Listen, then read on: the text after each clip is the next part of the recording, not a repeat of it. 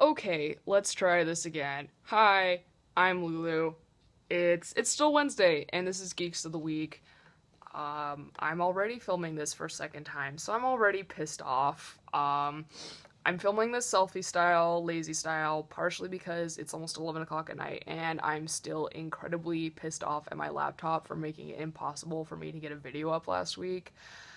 So, and my last video just got messed up, so I'm incredibly pissed off again. So, go men for shittiness.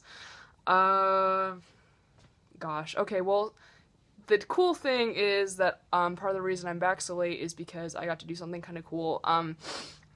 Nikki and I are both part of this group called the Very Awesome Girls Into Nerdy Activities, which is, she's part of the Vegas chapter, I'm part of the Phoenix chapter, obviously, but it's basically a club for promoting positivity in the nerd community, and especially among women. And they also do a lot of charity work and really cool stuff. And I joined when the Phoenix chapter opened last year, but I've been able to do exactly 0 events with them. No, I'm not wearing a wig cap. Fucking sue me. Um, because most of their stuff is on weekends, and that's the only time I'm actually required to work at my job that I have currently. So I haven't been able to be a very awesome girl. So it was really exciting tonight. They hosted sort of an open forum type thing at this really awesome comic book store in Glendale called Jesse James Comics. If you live in that area or ever are down there, I really recommend checking it out because it's awesome.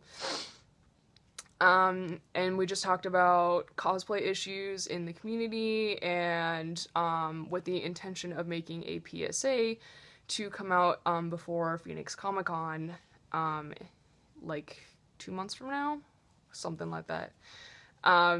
And so it was just really nice to be able to sit and talk about those issues and eat donuts and drink coffee and contribute to writing the PSA. I really had a good time, and I did not expect to stay from 5 to 9 the entire time that it was supposed to go, but I did, so that's why I'm home so late, and then I did homework before filming this like a good girl.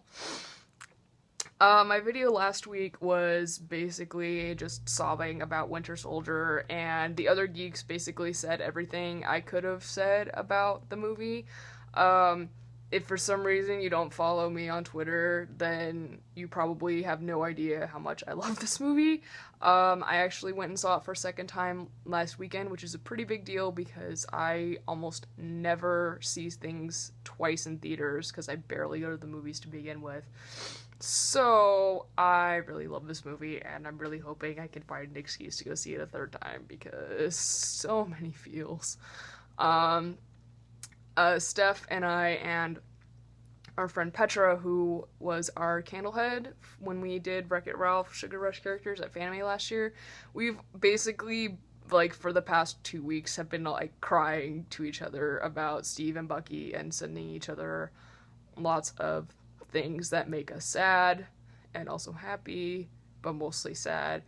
And we just had a really inappropriate conversation on Twitter encouraging Petra to draw us Steve and Bucky smut while on a plane to Seattle. Because if she really loved us, that's what she would do, and apparently she's still working on it. So, should have my nightly smut before I go to bed tonight. Good stuff. But yes, I really loved Winter Soldier, and I just want to touch on something in particular because this was probably the thing that surprised me most about the movie, and like the second reason why I loved it so much right after the Steve Bucky feels. Oh, by the way, I'm sorry if you didn't know that Bucky's in this movie. I just spoiled it if somehow you didn't. There's people who don't know. Like, I barely read comics, and I know. But anyway, oh god, what was I saying? Oh yeah, so the thing that I probably liked, I wouldn't say most, but like I said, it's really high up there, was how well they incorporated Black Widow into the story. When I saw her in the trailer and on the movie poster, I thought it was gonna be kind of, oh, she's just gonna show up and kind of kick ass and, you know, look good in spandex and just not really be important, just be kind of window dressing sort of, let's inject a little bit of female sex appeal into this movie so the guys don't get completely bored or whatever. But it wasn't like that at all. Well, she did look amazing in spandex, but, you know, that's Scarlett Johansson for you. But they actually wrote her into the story, and she was part of the plot, and she was there to support Steve, both, you know, emotionally and as a partner in kicking ass. And I was just really, really impressed with how they handled her character. You know, I really like that they use it as an opportunity to develop her as well as developing Steve and everybody else in the movie. And if that doesn't prove that Black Widow deserves a movie of her own, then I don't know what does. I guess she's actually getting one. I don't know what's real and what's not anymore. So, there's that. I posted an article on the fan page, the Geeks Week fan page last week, about how Scarlett Johansson has been treated by movie critics, and it just really makes me sad that she's not being appreciated for anything other than sex appeal, because not only is she's a great actor, she's a great Black Widow, and Black Widow is a great character who deserves way more respect. So I'm glad that at least the writers of these movies are giving her that, even if the movie critics aren't. I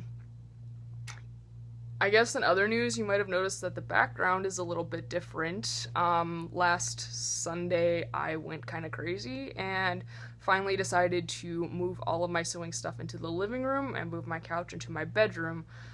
Before, I had all my...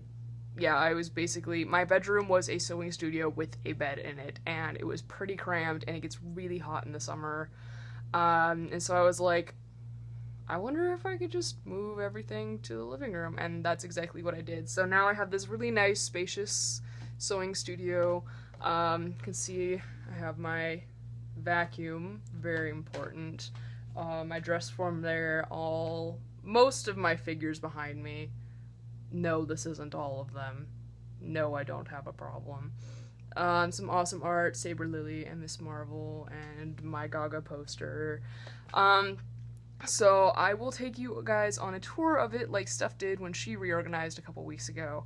But that will have to wait until it's cleaner, and I have the patience to actually edit a fucking video, which I do not have right now. So, I'm sorry I don't have anything cooler to say. I'm trying to think if there's anything. I don't watch Game of Thrones, so no, I literally have nothing to talk about. Oh, I am catching up on Agents of S.H.I.E.L.D., though. The way I've been hearing... I follow the account on Twitter, and I also follow Clark Gregg, who plays Agent Coulson. So I've been very curious to see how this series ties in with Winter Soldier. I think it's awesome that they actually did that. If nothing else, the series is great for how it ties in to the Marvel movieverse. So I've been catching up on that. I'm at like episode 9, where I'd only see like the first 2. So I'm like halfway caught up. I'm like not even close. So thank you, Nikki, for not spoiling too much of what happens. I still don't really know how it ties in entirely. So I will say that as far as the show goes, it's definitely growing on me. I still don't have a character that I really super like, I guess, aside from Agent Coulson. The writing is still really bad to me in some places. I'm sorry, Nikki and all the other Whedonites, but I just don't think the writing is nearly as good. And I went and rewatched The Avengers for the first time since it first came out the other day, and the writing in that is just vastly better, so I don't know why the writing in Agents of S.H.I.E.L.D. is so crappy in a lot of places. But anyway, the point is, I am enjoying catching up and really looking forward to seeing how it ties in with Winter Soldier. And that's all I've got to say this week. I'm taking this off because it's clearly obvious that I'm really shitty and not wearing a wig cap. So why even pretend? Anyway, thanks for watching if you actually bothered to watch. Stay geeky. Check us out on Facebook. Follow me and Steph on Twitter if you like seeing girls cream their panties over grown-ass men in spandex. And I'll see you guys next week.